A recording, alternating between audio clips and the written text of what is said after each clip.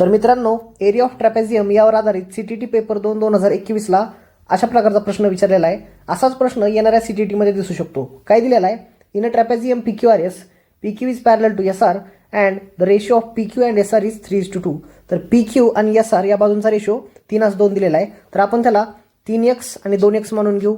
नंतर काय दिलेलं आहे? If the area of trapezium is 480 centimetre square and distance between PQ and SR is 12 centimetre. PQ आणि SR यांच्यामधलं distance 12 centimetre दिलेला आहे. देन लेंथ ऑफ SR ची लांबी विचारलेली आहे आपल्याला. तर एरिया ऑफ ट्रॅपेझियमचा एक फॉर्म्युला राहतो, half into sum of parallel sides into height.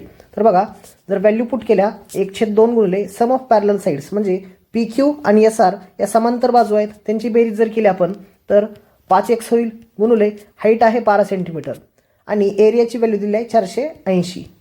जर कॅल्क्युलेशन केलं 2चा भाग जाईल 6चा, बरोबर. 6 48 म्हणजेच 5x बरोबर 80 आलं आहे. एक्सची व्हॅल्यू येणार 16. आपल्याला काय विचारलेलं आहे? Length of SR. तर SRची लांबी किती आहे? 2x. जर x हे 16 असेल तर 2x ची व्हॅल्यू किती येणार आहे? 32 सेंटीमीटर. जर व्हिडिओ आवडला तर लाईक करा आणि चॅनलला सबस्क्राईब करा.